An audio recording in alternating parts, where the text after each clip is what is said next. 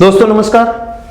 1970 में नवीन लोक प्रशासन का उदय हुआ, काफी लोकप्रिय हुआ विषय के रूप में। लोक प्रशासन में इस नवीन अवधारणा ने आत्मविश्वास भरा। उसके पश्चात एक नया सिद्धांत, नई विचारधारा काफी लोकप्रिय हुई, जो आपके सिलेबस में भी शामिल की गई है इंट्रोडक्शन वाले पार्ट में। उस विचारधारा या सिद्धांत का नाम है लोक चयन विचारधारा, पब्लिक चॉइस थ्योरी।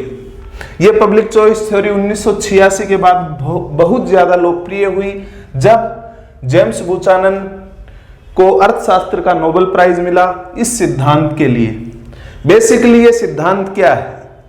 ये economic study of non market decision making, कि बाजार में व्यक्ति कैसे डिसीजन लेता है उनका सबको पता है, लेकिन बाजार के अलावा जब व्यक्ति कलेक्टिव डिसीजन लेता है तो वो किन चीजों को ध्यान में रखकर निर्णय लेता है, इसकी एक आर्थिक अध्ययन है। अर्थशास्त्र के दृष्टिकोण से अध्ययन किया जेम्स बुचानन और उनके साथ गॉर्डन टुलोक ने।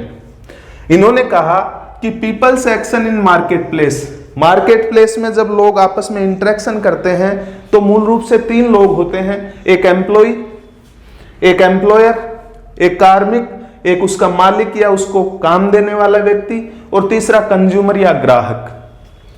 ये जब एक दूसरे के साथ इंटरेक्शन करते हैं तो इनका मूल ध्येय रहता है स्वहित, सेल्फ इंटरेस्ट।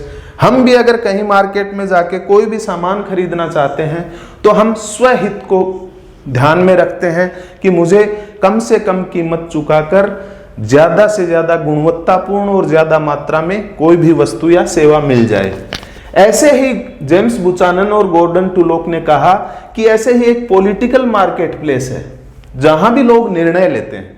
इस पॉलिटिकल मार्केट प्लेस में जो प्लेयर है वो एक पहला है वोटर, दूसरा है पॉलिटिशियन राजनेता, तीसरा है लॉबिस्ट बड़े बड़े हित समूह, और चौथे हैं ब्यूरोक्रेट्स या नौकरशाही या लोक प्रशासन कह दो आप। ये कहते हैं कि इनके कुछ तो कंसर्न होते हैं जनता के प्रति, लेकिन व्यक्ति इस नॉन मार्केट डिसीजंस में भी, जो कलेक्टिव डिसीजंस में भी, इनका मेन मोटिव होता है सेल्फ इंटरेस्ट, स्वहित। सब लोग स्वहित को ध्यान में रखकर निर्णय लेते हैं। पहले वो बात करते हैं, ये एक तरह से इकोनॉमिक थ्योरी ऑफ डेमोक्रेसी है, लोकतंत्र का एक आर्थिक सिद्धांत है। ये कहता है कि वोटर भी सेल्फ इंटरेस्ट से डिसीजन लेता है। उसको लगता है कि मेरा एक वोट इतने लोगों के बीच में कोई प्रभाव नहीं रखता, इसलिए वो जो महत्वपूर्ण मुद्दे होते हैं राजनीति के, देश के विकास के, उनको ना समझने के लिए समय देता है, ना उनको उससे कोई मतलब रहता है, क्योंकि मुझे लगता है कि मैं अपना समय क्यों खर्च करूं जब मेरा एक वोट किसी भी प्रकार का बदलाव लाने में सक्षम नहीं है। इसलिए वो इग्नोरेंट रहता है। लेकिन वही वोटर अगर मार्केट प्लेस में जाता है तो कोई इग्नोरेंस नहीं दिखाता। वो कोई सामान खरीद कर जाने से पहले इंटरनेट पे चेक करता है, दोस्तों से उस चीज की कीमत पता करता है, वो कितनी लंबी चलेगी, उसकी सर्विस कैसी है, सब कुछ पता करता है। लेकिन जब ये नॉन मार्केट के संबंध में डिसीजन लेता है तो स्वयं को इग्नोरेंट रखता है। क्यों? क्योंकि उसे लगता है कि मेरा इसमें क्या हित है, मैं क्यों विविध मुद्दों के बारे में सोचूं और अपना समय बर्बाद करूं। पॉलिटिशियन की अगर बात करें तो पॉलिटिशियन भी ये इस सिद्धांत के अनुसार, पॉलिटिशियन के बारे में ये सिद्धांत कहता है जेम्स बुचानन और गॉर्डन टुलोक का, ये कहता है कि पॉलिटिशियन को मूल रूप से काम करते हैं चुनाव जीतने के लिए। चुनाव जीतने के लिए उन्होंने को धन की जरूरत होती है, चंदे की जरूरत होती है, इसीलिए वो लोग जो उनको चंदा दे पाने में सक्षम हैं उनकी तरफ उनको प्रभावित करने वाली या उनको लाभ पहुंचाने वाली नीतियों की रचना करते हैं। तीसरे इसके जो प्लेयर हैं वो ब्यूरोक्रेट्स हैं। ब्यूरोक्रेट्स के बारे में ये कहती है विचारधारा या ये सिद्धांत कि ब्यूरोक्रेट्स भी स्वहित के लिए काम करते हैं मूलतः। हालांकि कुछ कंसर्न हो सकता है, लेकिन मूल रूप से स्वहित के लिए काम करते हैं। ये लोग सेल्फ सेंट्रिक होते हैं, स्व केंद्रित होते हैं। क्यों? क्योंकि इनको जन कल्याण के संबंध में कोई मोटिव नहीं रहता है इनके दिमाग में, और ये भी लॉबिस्ट से प्रभावित होकर उनको फायदा पहुंचाने में राजनीतिक दलों का या राजनीतिक नेतृत्व का साथ देते हैं। चौथे प्लेयर है लॉबिस्ट, जो अपने पक्ष में नीतियां बनाने के लिए जो बड़े बड़े औद्योगिक घराने हों, चाहे विभिन्न हित समूह हों, ये सारे लोग अपने चंदे के माध्यम से या नौकरशाहों को प्रभावित करके अपने पक्ष में नीतियों का निर्माण करवाते हैं ताकि ज्यादा से ज्यादा फायदा उठा सकें। ये इस सिद्धांत ने, जो किन्स की विचारधारा थी पब्लिक इंटरेस्ट थ्योरी, उस पर जबरदस्त प्रहार किया। और जो रोमांटिक नोशन था वेलफेयर का कि राजनीति और प्रशासन जनहित के लिए काम करते हैं, इस नोशन को, इस मान्यता को जबरदस्त आघात इस सिद्धांत ने पहुंचाया। दोस्तों, यह सिद्धांत चुनौती देता है कि majority decisions are fair.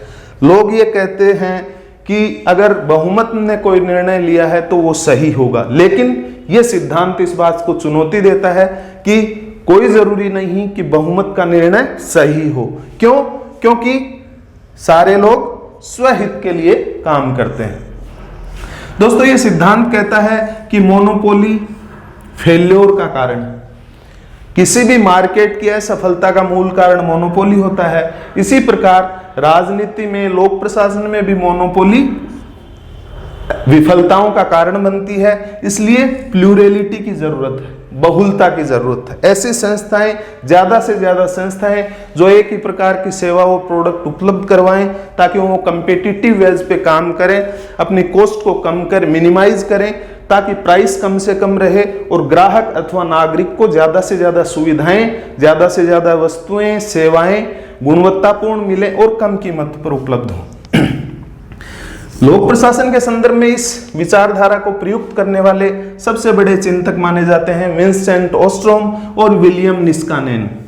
Vincent ओस्ट्रोम कहते हैं कि ऐसा माना जाता है इकोनॉमी में कि पब्लिक और प्राइवेट दोनों म्यूचुअली एक्सक्लूसिव चीजें हैं, यानी जहां पब्लिक है वहां प्राइवेट नहीं है, जहां प्राइवेट है वहां पब्लिक नहीं। लेकिन ये कहते हैं कि एक नई अप्रोच की जरूरत है हमें, ऐसी अप्रोच जो मोनोपोली और इनएफिशिएंसी से निपट सके। क्यों? क्योंकि इस मोनोपोली के कारण फेल्योर बढ़ गया है। लोक प्रशासन ने जो मोनोपोली, जो सर्विस या प्रोडक्ट जिनमें वो मोनोपोली रखता है, उसके कारण धीरे धीरे इनसफिशिएंसी बढ़ती जा रही है और इसलिए हमें डाइवर्स डिसीजन मेकिंग सेंटर्स की जरूरत है। डिसीजन मेकिंग भी हमें डाइवर्स बनाने होंगे। विलियम निस्कानेन इसके बारे में कहते हैं कि हमें जो केंद्रीय सत्ता है उस पर ज्यादा प्रभाव नहीं डालकर हमें लोकल गवर्नमेंट पे फोकस करना चाहिए। ज्यादा से ज्यादा डाइवर्स डिसीजन मेकिंग सेंटर बनाने होंगे। क्यों? क्योंकि लोकल गवर्नमेंट में वोटर इग्नोरेंट नहीं होता। वो जब वोट देने जाता है उसे पता है कि मेरा इंटरेस्ट क्या है और मेरा वोट मूल्यवान है। मेरा एक वोट स्थानीय सरकार को बदलने की या बनाने की क्षमता रखता है। व्यावहारिक जीवन में भी आप इसको सरपंच या पंच के चुनाव में अनुभव करते होंगे। दोस्तों, ये बात कहती है कि इंफॉर्मेशन डिसेमिनेशन होना चाहिए। ज्यादा से ज्यादा सूचनाएं ज्यादा से ज्यादा लोगों तक पहुंचनी चाहिए ताकि वो लोग इग्नोरेंट नहीं हो, अपने डिसीजन मेकिंग में रेशनल बने और विभिन्न मुद्दों के प्रति उनमें समझ का विकास हो ताकि इस फेल्योर को कम से कम किया जा सके। वो कहते हैं कि मोर चॉइस, ज्यादा विकल्प होंगे, चयन की स्वतंत्रता होगी तो एक ग्रेटर फ्रीडम मिलेगी, ज्यादा स्वतंत्रता मिलेगी, ज्यादा विकल्पों का चुनाव, व्यक्ति गुणवत्तापूर्ण से गुणवत्तापूर्ण वस्तु या सेवा खरीद पाने में सक्षम होगा और उसे कीमत भी उसकी कम चुकानी पड़ेगी। दोस्तों, ये है बेसिकली लोक चयन विचारधारा जो इकोनॉमिक स्टडीज का लोक प्रशासन में और राजनीति में कैसे उसका इम्प्लीकेशन किया जा सकता, कैसे उसको अप्लाई किया जा सकता है, कैसे उसका एप्लीकेशन किया जा सकता है।